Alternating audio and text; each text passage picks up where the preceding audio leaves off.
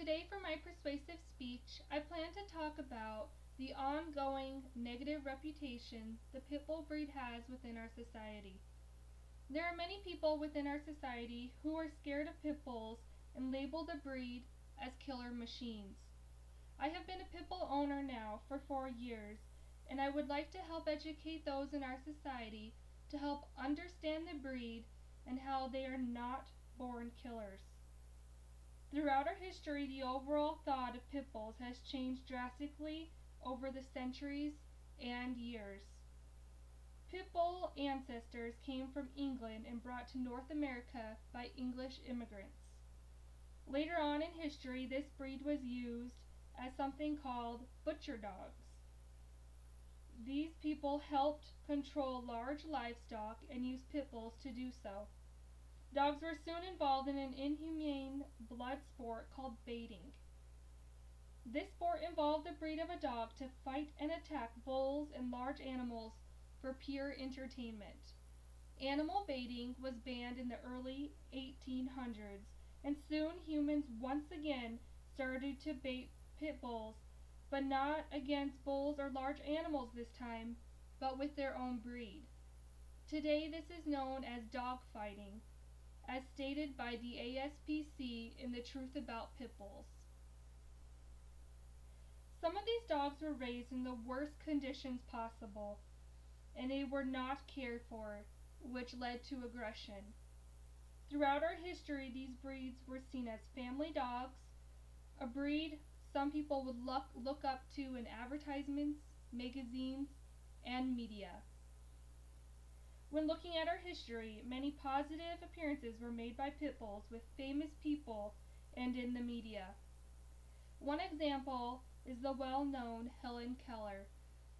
She was the admired inspirational writer and speaker who was deaf by the age of 19 months and was an animal lover at heart. Not many people know this, but Keller owned a pit bull named Sir Thomas, who she deeply loved. Another famous pit bull in our history is Sergeant Stubby.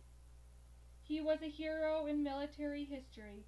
Sergeant Stubby fought 18 years in the trenches for France during World War I for 17 battles.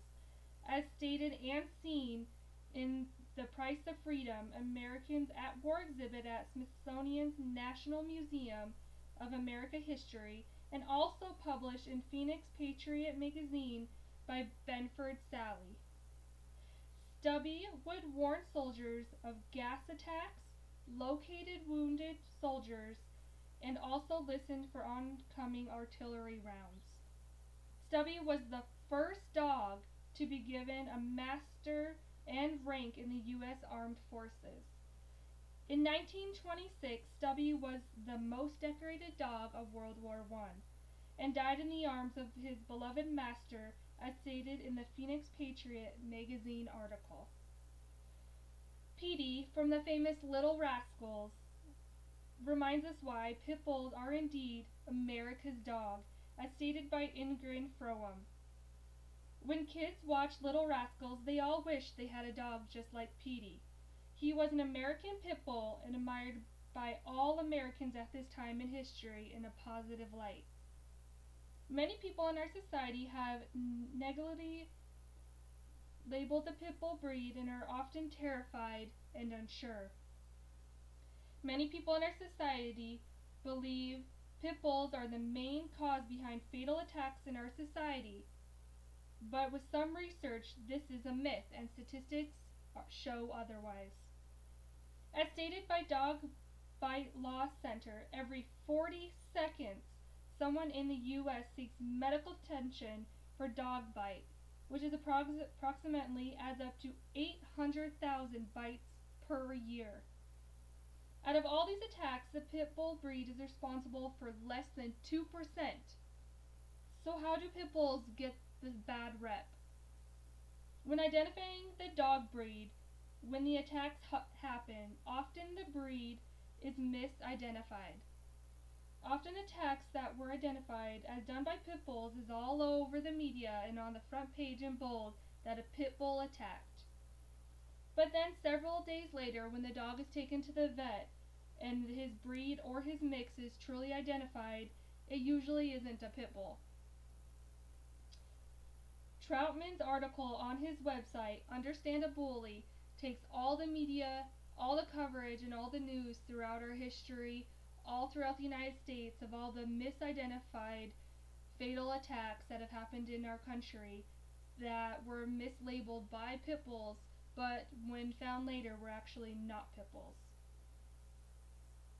In the end, all the breeds have the ability to be aggressive, and you often hear the aggressive breeds on the media, like pit bulls.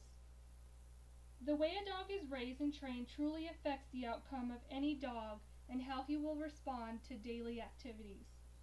Not the breed alone, it is how they are trained. I hope after today you will ask yourself, first, if you hear any story about a pit bull, you need to look into the source and see if it is all accurate and something you can trust.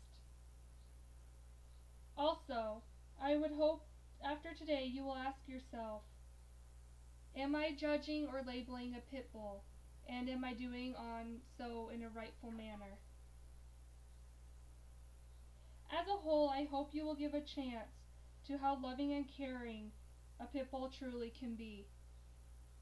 I am not asking you to go out and own a pit bull yourself, but instead, I am asking you to open your mind and hopefully give this breed a chance. I hope some of this information today has helped you understand the pit bull breed as a whole a little bit, and how our human society has created the ongoing myths and labels given to this breed, when the human society is the one who fights for freedom and justice for ourselves and within our country. But when you think about it, who is fighting for the pit bulls? No one. I hope everyone stands up, gets their information, and is an advocate for those being for the pit bulls, so we can all fight for them and they do not have to be all alone and fight for themselves.